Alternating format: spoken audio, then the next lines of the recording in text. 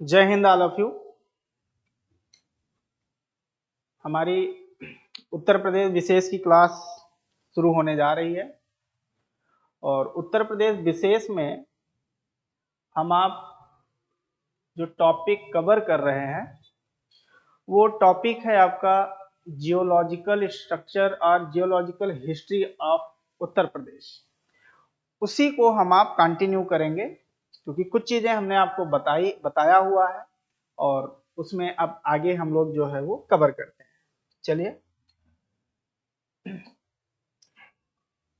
भूगर्भिक इतिहास जिसे geological history कहते हैं और किसका? उत्तर प्रदेश का। किसका कहते हैं? तो उत्तर प्रदेश का कहते हैं। आ जाइए, अब हम लोग जो नेक्स्ट जो है जस्ट जो आपका रॉक सिस्टम देखेंगे वो है गोंडवाना लैंड। क्या नाम है उसका? गोंडवाना लैंड। ये है आपका गोंडवाना लैंड।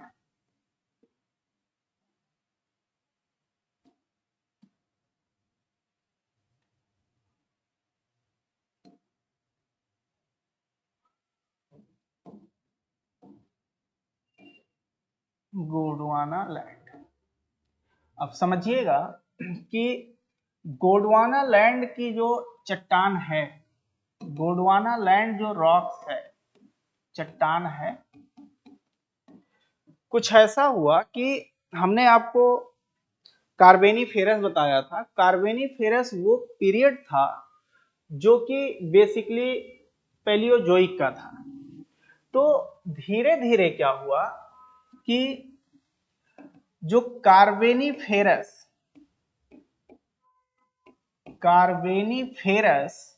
काल से, कार्बेनिफेरस काल से जुरैसिक काल तक हुआ क्या कि इरोजन हुआ, अपरदनात्मक प्रक्रिया हुई और उस प्रक्रिया से जो निक्षेप बना, निक्षेप मीन्स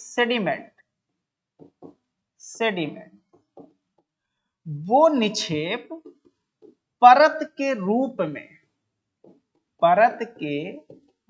में जमा हुआ और इसी से अवसादी चट्टान का निर्माण हुआ।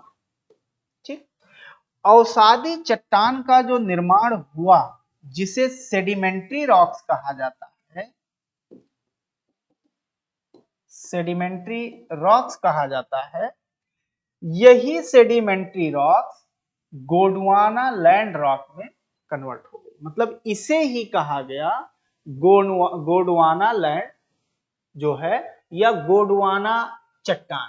ध्यान दीजिए, इसे ही क्या कहा गया? तो इसे ही कहा गया गोंडवाना चट्टान। ये आप जो है ये समझ के रखें।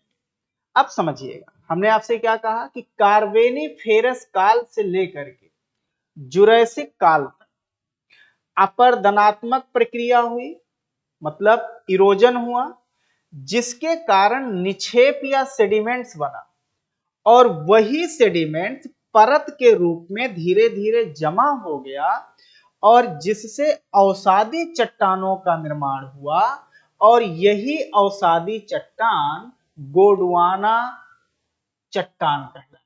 क्या कहलाए? गोंडवाना चट्टान कहलाए। तो ये आप समझे होंगे कि गोंडवाना चट्टान बनने की प्रक्रिया क्या थी, गोंडवाना चट्टान कैसे बनी।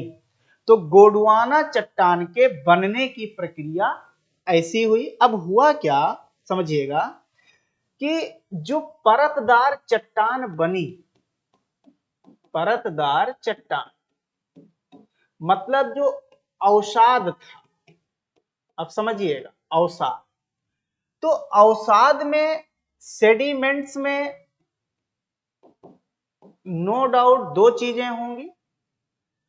कुछ पार्ट ऐसा था उसमें जो ऑर्गेनिक था, ऑर्गेनिक था, कार्बनिक पदार्थ थे, और कुछ ऐसा पार्ट था जो अकार्बनिक पदार्थ, अकार्बनिक पदार्थ था। कार्बनिक पदार्थ में खासकर जैसे जीवांश, जीव के अवशेष, जीवांश आप कह लीजिए फॉसिल्स, इसके पार्ट खासकर प्लांट के, पौधों के और जानवरों या जीवों के। दूसरा अकार्बनिक पार्ट जो था, इसमें बेसिकली आपके वो चीजें थी जो अवसाद के रूप में बहकर आए। जैसे मान लिया जो है सेडिमेंट्स में जैसे आपका कैल्शियम के पार्ट हो गए, आयरन के पार्ट हो गए, ये सब मिल करके जो है ये परतदार चट्टान में जो है वो देखे गए, जिसका रिजल्ट ये हुआ कि इसी चट्टान में, ये जो चट्टान है, इसी चट्टान में आपका जो है कोयले की खान बन गई। कोयले की खानें यहां पर दिखी। यहीं पर आयरन ओर मतलब कि लौह तत्व मिले, लौह तत्व मिले। यहीं पर सैंड स्टोन मतलब बलुआ पत्थर मिला। तो ये जो आपका पार्ट था खासकर गोंडवाना चट्टान। अब गोंडवाना चट्टान की अगर हम आप बात करें तो हम ऐसे बताएं आपको, ये उत्तर प्रदेश हो, ये मान लिया ऐसे जो है, ये समझिए, ये जो रीजन आप देख रहे हैं यहां पर अगर आप ध्यान दें तो ये सोनभद्रा का रीजन ये हो गया, ये इलाहाबाद का रीजन, थोड़ा इधर आप आएंगे तो इधर आपका ये चित्रकूट का रीजन मान लिया, ये सब रीजन। इधर आप थोड़ा यहां मिर्जापुर वाला रीजन, ये सब जो रीजन थे यहां पर गोंडवाना क्रम की चट्टानें मिली। जैसे कि ये आपका सोनभद्र, ये चट्टान आपको मिलेगी सोनभद्रा में। ये चट्टान आपको मिलेगी बेसिकली देखेंगे तो मिर्जापुर में। ये चट्टान आपको थोड़ा चित्रकूट में मिलेगी, ठीक। ये अब ये सब जो क्षेत्र, हाँ थोड़ा आप देखेंगे तो प्रयागराज, जो प्रयागराज है, प्रयागराज के कुछ हिस्सों में ये चट्टान आपको देखने को मिलेगी। तो गोंडवाना क्रम की जो चट्टान थी वो परतदार चट्टान मतलब कि वो लेयर से बनी हुई थी और ये इसके क्षेत्र हो गए। मतलब अगर आप गोंडवाना चट्टान के क्षेत्र की बात करोगे तो अभी हमने बताया है कि सोनभद्र, अभी हम लोगों ने बात किया है कुछ प्रयागराज का क्षेत्र, प्रयागराज, कुछ क्षेत्र आपका मिर्जापुर, कुछ क्षेत्र आपका जो है वो चित्रकूट। यहां पर आपको इस तरीके की चट्टान देखने को मिलेगी। अब है क्या, ये चट्टान में जीवांश था, अभी हमने आपको बताया है कि इस चट्टान में क्या था, जीवांश था। जीवांश के कारण ही यहां पर कोयले का निर्माण हुआ। तो इस क्षेत्र में हमें कोयले की खानें दिखेंगी, लौह तत्व आयरन ओर दिखेंगे, सैंडस्टोन बलुआ पत्थर आदि हमें देखने को मिलेंगे। तो ये गोंडवाना क्रम की चट्टान में ये हमें और आपको देखने को मिलेंगे। नेक्स्ट पॉइंट अगर हम आपको बताएं, इसी में अगर हम लोग समझें जो कि बहुत इंपॉर्टेंट है, इंपॉर्टेंट ये है कि भारत में अप्रॉक्स 3/4 या आप कह सकते हैं 75%, 75% कोयले की खानें, कोयले की खानें गोंडवाना क्षेत्र में है। इंपॉर्टेंट लाइन यही है कि ये कहां पर है, तो गोंडवाना क्षेत्र में है, ये हमें ध्यान में रखना है।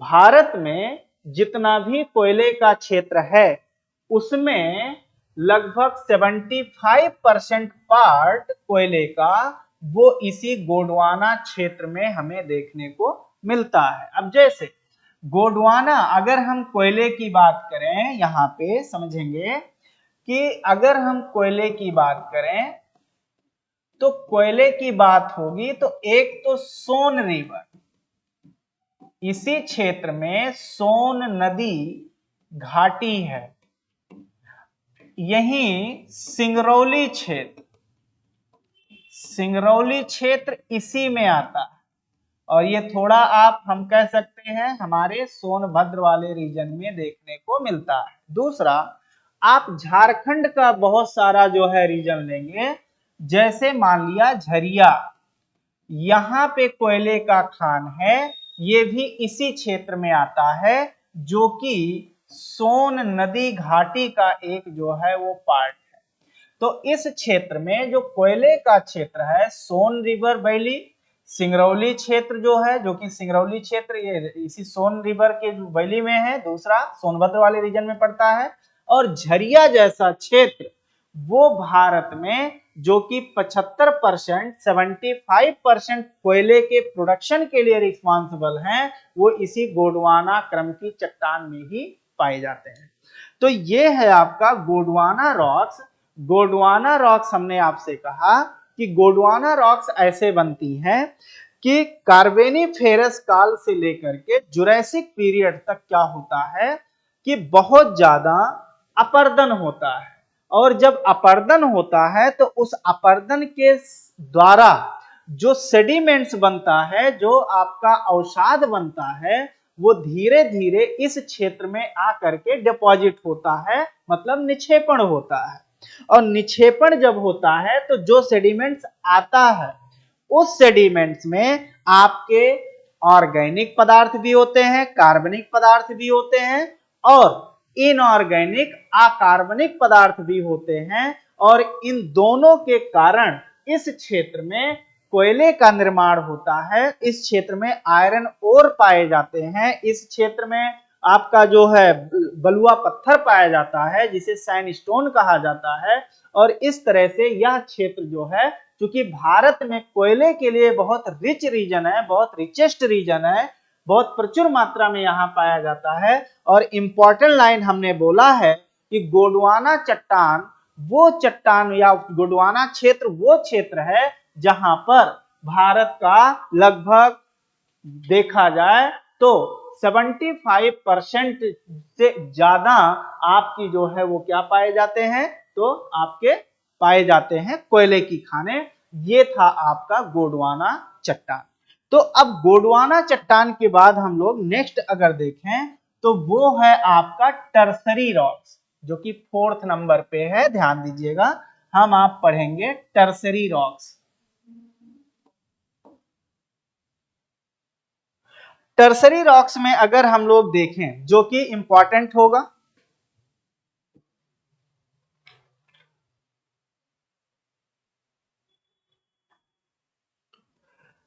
टर्सरी रॉक्स में ध्यान दीजिएगा, अगर हम लोग देखें टर्सरी रॉक्स,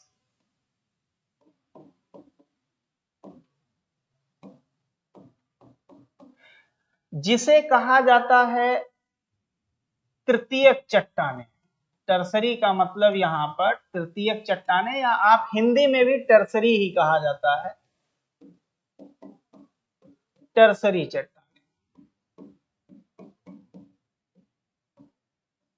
अब ये क्या है, ये चट्टानें अगर देखें तो इस प्रकार की चट्टान हमें, इंपॉर्टेंट लाइन है, ये हमें हिमालयी क्षेत्र में देखने को मिलते हैं।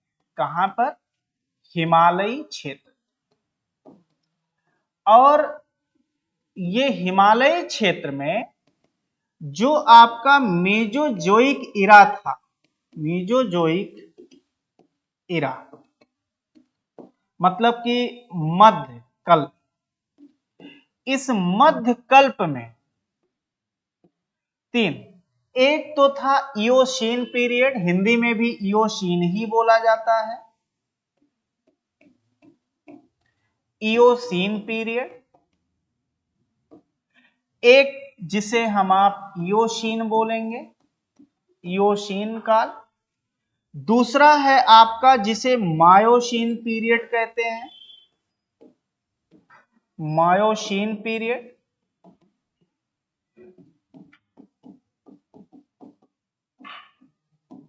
और तीसरा है जिसे प्लायोसीन पीरियड कहते हैं, प्लायोसीन पीरियड। अब है क्या, ये काल कहा जाएगा इसे, और इसे भी काल कहा जाएगा, इसे भी काल कहा जाएगा। इसी पीरियड में आकर के हिमालय का निर्माण होता है। ये जो तीन पीरियड्स हमने यहां पर आपको बताया, इसी काल में आकर के हिमालय का निर्माण होता है। ध्यान दीजिएगा, हिमालय का निर्माण होता है। तो ये वो चट्टानें हैं जो हिमालयी क्षेत्र में पाई जाती हैं। हिमालय का जो निर्माण होता है, वो हिमालय का निर्माण इसी टर्सरी चट्टानों से होता है, जिसमें हिमालय तीन स्टेज में बनता है। इयोशीन काल में, इयोसीन पीरियड में आपका ग्रेट हिमालय बनता है। महान हिमालय जो बना था वो आज इसी इयोसीन पीरियड में बना था। और ये जो महान हिमालय है, महान हिमालय आज से अगर देखा जाए तो लगभग ये 5.49 करोड़ वर्ष पहले ये बनना शुरू हुआ था, स्टार्ट हुआ था। आप ये कह सकते हैं कि ये 5.49 टू 3.80 करोड़ वर्ष इसके रेंज में ये बना था। 5.49 5.49 करोड़ वर्ष पहले बनना शुरू हुआ था और 3.80 करोड़ वर्ष में बनकर तैयार हुआ था। और ये कौन सी तरीके की चट्टान से बना है? तो टर्सरी क्रम की चट्टान से बना है। जब आप मियोसीन की बात करते हैं या मायोसीन की बात करते हैं, तो ये जो चट्टान है, ये आपका इसी चट्टान से लघु हिमालय बना था। कौन सा हिमालय? तो लघु हिमालय, जिसे आप क्या कहते हैं? जिसे आप मिडिल हिमालय कहते हैं। और ये माना जाता है 3.80 से लेकर के 0.51 करोड़ वर्ष का जो रेंज था, उसके बीच में ये आपका बनकर तैयार हुआ था। ध्यान रखिएगा, ये सब कौन सी रॉक में आएंगे?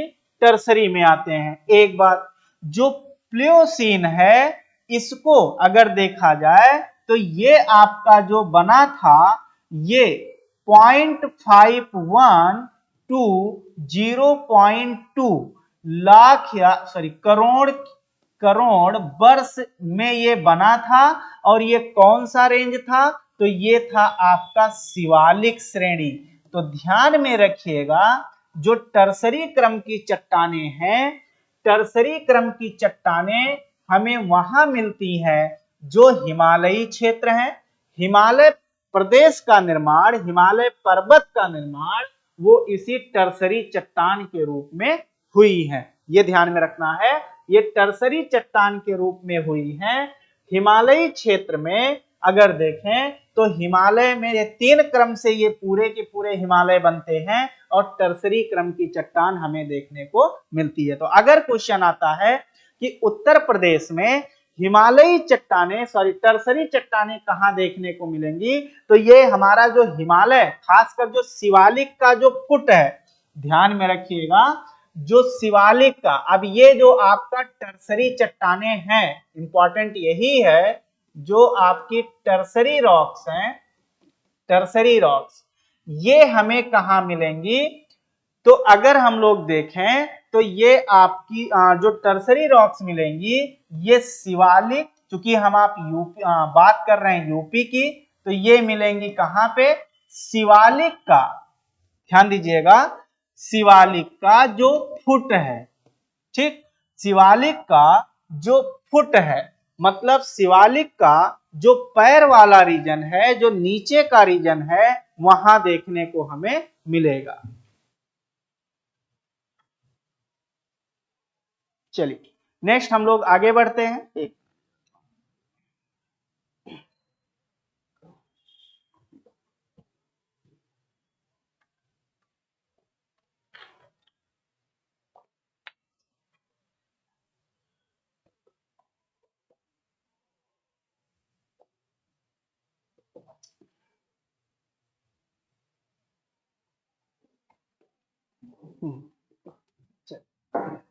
चलिए हम लोग देखेंगे जो शिवालिक है,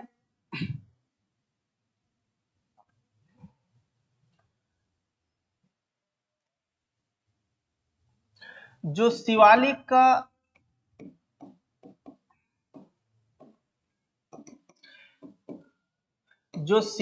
का फुट थिल्स है, आप ये कह सकते हैं कि जो शिवालिक का तलहटी है, इसे क्या कहते हैं? तलहटी, वहां पर आपको टर्सरी रॉक्स देखने को मिलेंगे। अब इसमें क्या क्षेत्र होगा आप देखेंगे तो ये जो रीजन होगा ये वही आपका थोड़ा सहारनपुर का रीजन होगा।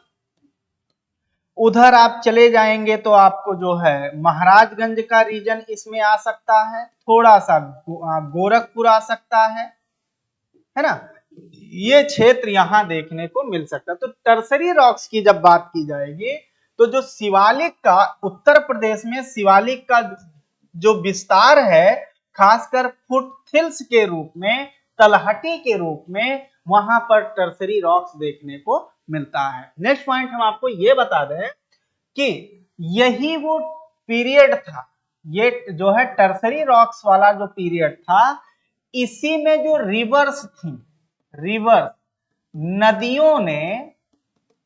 नदियों ने अपना मार्ग बदला। ध्यान दीजिएगा, इसी समय की जो चट्टानें थी, उस समय की चट्टानों में जो नदियां बह रही थी, खासकर हिमालयी नदियां, उन नदियों ने अपना रास्ता बदलना शुरू कर दिया। मतलब आप ये कह सकते हैं कि अपनी दिशाओं को निर्धारित किया। ये कह सकते हैं कि नदियों ने अपनी दिशाओं को क्या किया? निर्धारित किया कि कौन सी नदी का दिशा क्या होगा। जैसे हम आपको बताएं कि जहां पर आज हम लोग देखते हैं गंगा रिवर है या ब्रह्मपुत्रा है या सिंधु इंडस है, ये सारी नदियां हम आप मानते हैं, ऐसा जो है हाइपोथेटिकली हम लोग ये समझते हैं कि एक बहुत बड़ी नदी बहती थी, जो है रिवर फ्लो होती थी जब हिमालय नहीं बना था।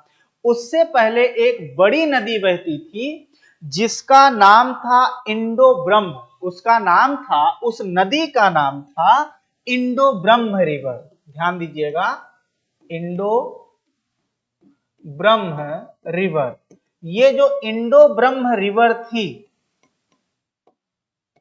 इंडो ब्रह्म नदी, ये एक बहुत ही ब्रॉड रिवर, मतलब बड़ी नदी थी। और जब हिमालय बनना शुरू हुआ, ध्यान दीजिएगा, हिमालय जब बनना शुरू हुआ तो उस समय जो इंडो ब्रह्म नदी थी, इंडो ब्रह्म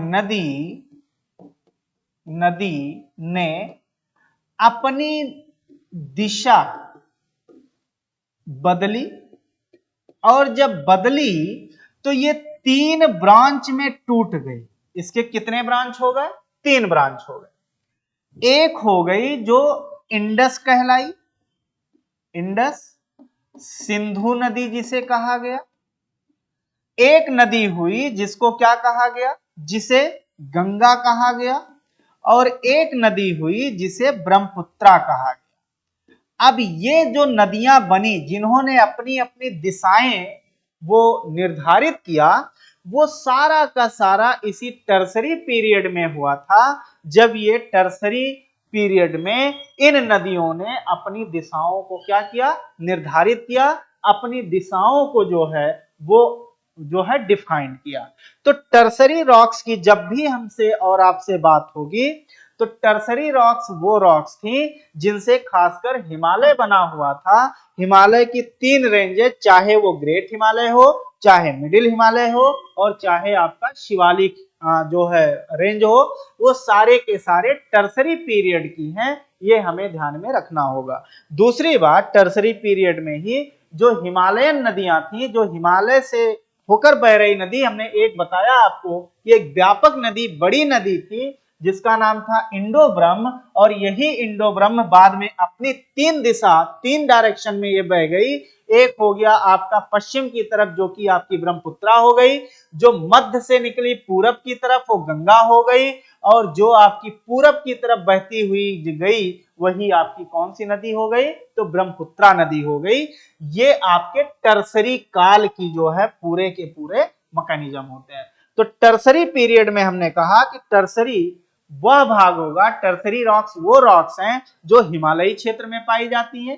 हिमालय की तीनों जो श्रेणियां हैं वो टर्सरी जो है ड्यूरेशन या टर्सरी पीरियड की हैं। दूसरी बात हमने आपको बताया कि इसी काल में हिमालय की तीनों श्रेणियां बनती हैं, जिसमें हिमालय के समय, चूंकि उस समय इसी समय ये हुआ था, एक पॉइंट हम लोग और देख लें कि हुआ कुछ ऐसा कि ये था टेथिस सी, समझने की हम लोग कोशिश करेंगे। ये है आपका टेथिस सी, इसे कहा गया टेथिस सागर। टेथिस सागर, इसी टेथिस सागर में बहुत सारी अदर रिवर्स आती थी, जो कि यहां पे आकर के अपना सेडिमेंट्स गिराती थी, ऐसे ये। और ये जो सेडिमेंट्स थे, ये सारी की सारी रिवर्स आती थी, और ये अपनी अपने द्वारा लाए गए सेडिमेंट, इसमें क्या होगा, तो इसमें होगा सेडिमेंटेशन, सेडिमेंटेशन होता था।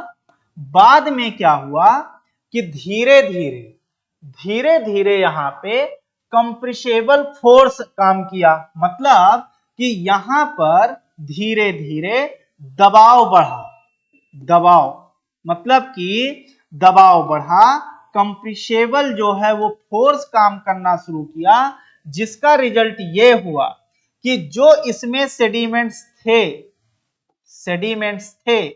वो सेडिमेंट्स धीरे धीरे अपथ्रस्ट होने लगे। अपथ्रस्ट मतलब धीरे धीरे आप कह सकते हैं कि ये ऊपर की तरफ उठने लगे, और बाद में यही जाकर के कन्वर्ट किसमें हो गए, यही कन्वर्ट हो गए हिमालयन रेंज में।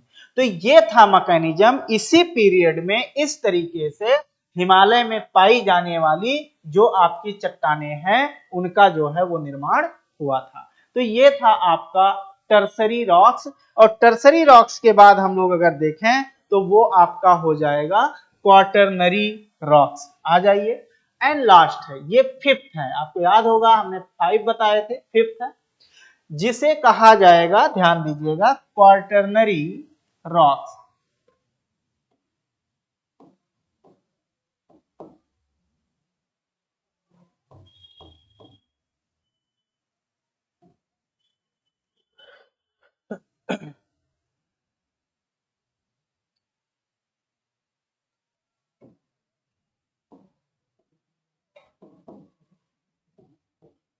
क्वार्टरनरी रॉक्स, ठीक, इसे कहा जाता है क्वार्टरनरी चट्टान। हिंदी अंग्रेजी दोनों में यही कहते हैं।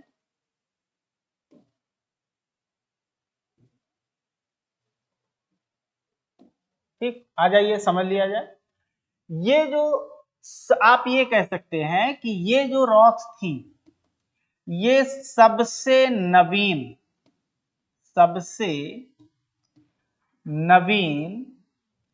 क्रम की ध्यान दीजिएगा, ये सबसे नवीन क्रम की चट्टानें, सबसे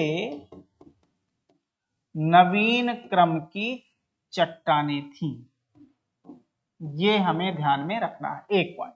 दूसरा, इसी क्रम की चट्टान से जो क्वार्टरनी, अगर हम लोग इसके क्षेत्र की बात करें, इंपॉर्टेंट है, अगर इसके रीजन की बात, क्षेत्र की बात करें, तो इसका जो क्षेत्र है ये बेसिकली जो गंगा का मैदानी क्षेत्र, गंगा का मैदानी क्षेत्र, ठीक, ये इसी प्रकार की चट्टान में आता है। अब है क्या गंगा का मैदानी क्षेत्र, कैसे बना था?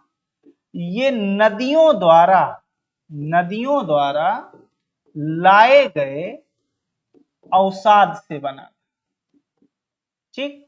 ये जब बना तो उस काल को कहा गया था प्लेस्टिनोसीन। ध्यान दीजिएगा, वो बना था प्लेस्टिनोसीन काल में। बहुत इंपॉर्टेंट है ये प्लेस्टिनोसीन काल। ये आपका सबसे नया काल था, सबसे रिसेंट पीरियड यही था। आप ये कह सकते हैं, अगर उत्तर प्रदेश के उसमें देखा जाए तो ये आपका रिसेंट पीरियड था। कौन सा? प्लेस्टिनोसीन।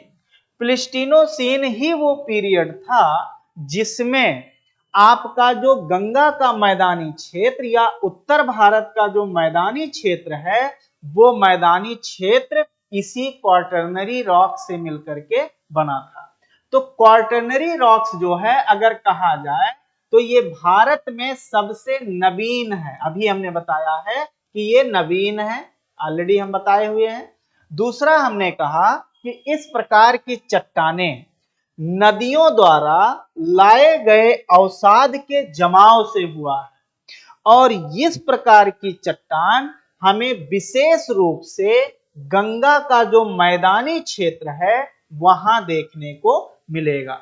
जो गंगा का मैदानी क्षेत्र है, मतलब जो सेडिमेंटेशन से बना हुआ है, वह क्षेत्र इसी प्रकार की चट्टान से मिलकर के बना हुआ है। तो क्वार्टरनरी रॉक्स जो है वो हमें गंगा के मैदानी क्षेत्र में देखने को मिलेंगे।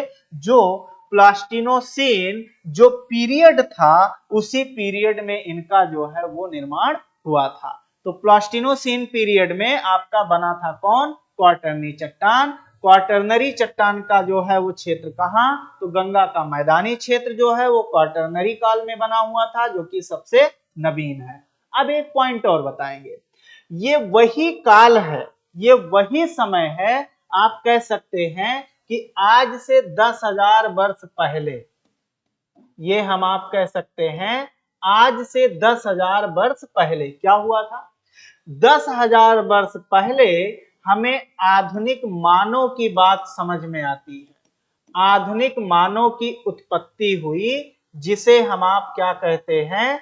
जिसे हम आप होमो सेपियंस कहते हैं।